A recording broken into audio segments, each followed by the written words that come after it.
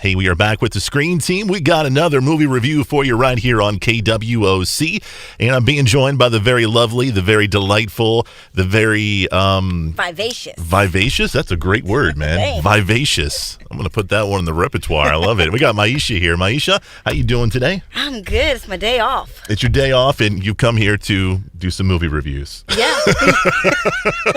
Hey, I love Screen Team. She don't get to, relax and rest. She has to come and talk about movies. But we got a good movie to talk about. Yeah. At least I'm thinking so. I haven't seen the movie yet, but you're going to tell us how amazing it is, right? Oh my gosh, yes. The movie we're talking about is Hidden Figures. This movie came out around Christmas time last year, and it was one of those movies that had a little bit of Oscar buzz to it, and the movie came out.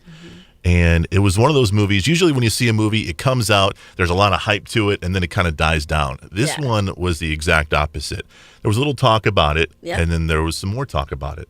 And then there was more, and it kept gaining steam. It had a big swell. And the movie is amazing, phenomenal, great actresses. I mean, I was really, really actually very impressed with Janelle Monáe, because I know her as a singer, as a performer, not as an actress. And what does she sing, by the way? Because I'm not familiar with it. Is she pop? Is she jazz? Is she hip hop? What is she?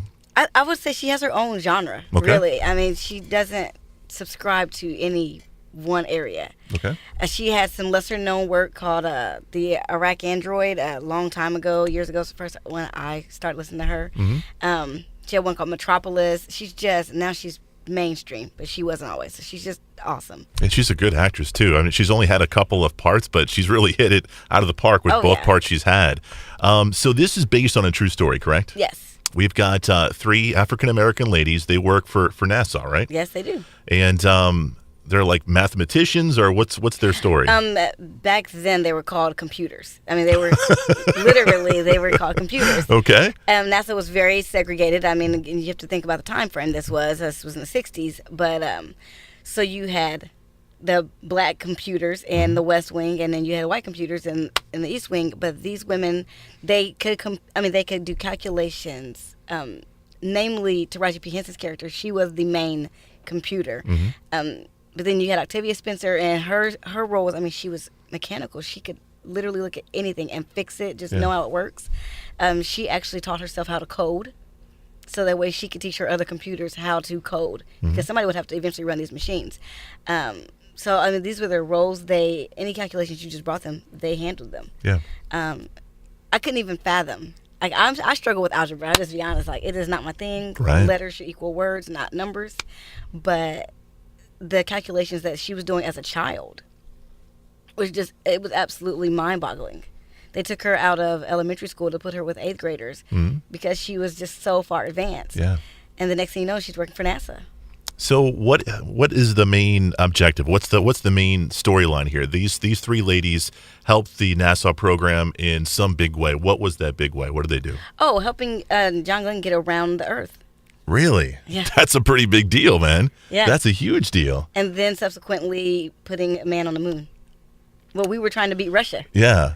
So these 3 ladies were very instrumental in helping our space program become top-notch. Yeah. That's so cool. You mentioned Henson. You also mentioned the other lady. What's her name again? Janelle Monáe. What about Octavia Spencer? Well, Octavia Spencer, like, she's the one that was very mechanical. Like, she was one, like I said, she taught herself how to code. She realized that they were going to start using this computer, and was like, okay, this is going to put us out of a job.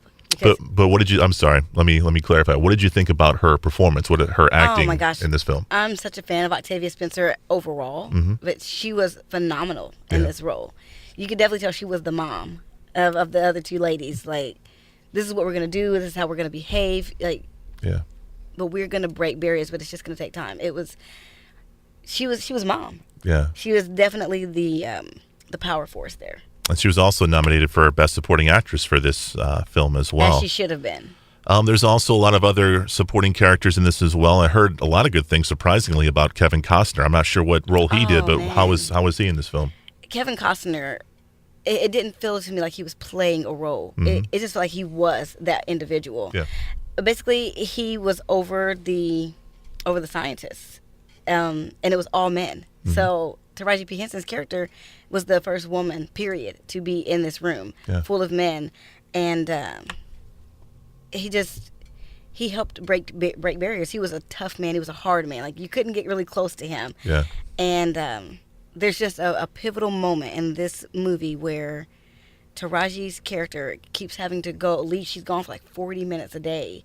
And he's like, where are you going 40 minutes a day? And she can't use the bathroom in that building because it's not for colored people. Oh, wow. So she has to run all the way across campus, which is a mile. And use the segregated bathroom. So there's a moment where he just realizes, this is ridiculous. Yeah. Here at NASA, he said, we all pee the same color.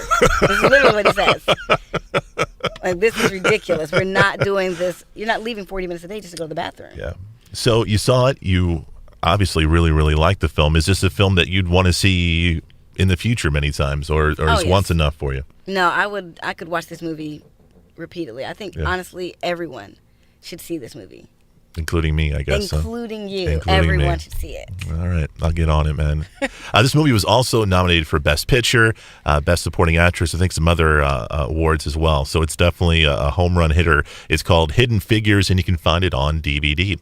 That's going to do it for this edition of The Screen Team. For Maisha and Chris, we are The Screen Team. And remember, we want you to know before you go.